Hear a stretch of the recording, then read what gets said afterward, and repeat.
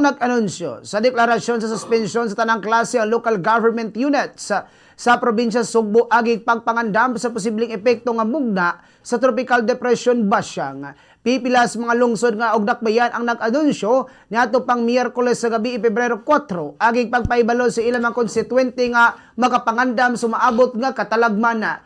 Sa Cebu City, Lapu-Lapu City, Mandawi City, Consolacion, Tabogon og Midilian kay suspendido ang face-to-face classes sa adlaw nga Huwebes, Pebrero 5 sa tanang pampublikong tunghaan samtang mga pribadong institusyon kay dunay diskresyon sa paghunong sa klase. Samtang sa Talisay City, Naga City, Minglanilla, Sibunga, Liloan, Sugod, Argao, Daan Bantayan, Asturias, Carcar City ug San Fernando kay suspendido usab ang face-to-face classes sa adlaw nga Huwebes og Biyernes sa Pebrero 5 hangtod sa 6 sa tanang pampublikong tunghaan samtang ang mga pribadong institusyon kay dunay diskresyon sa paghunong sa klase. Inguman ang Danao City, Balambana, Cordova og Katmon kay nagdeklarar usab og suspensyon sa klase apan nakamarkang until further notice ang pagbalik sa klase agig pagmonitor usa sa kahimtang sa panahon sumaabot nga mga adlaw. Gila umang mas mudagan pang deklarasyon sa mga LGU sa Sugbo nga mag-anunsyo sa suspensyon sa klase sumaabot nga mga oras.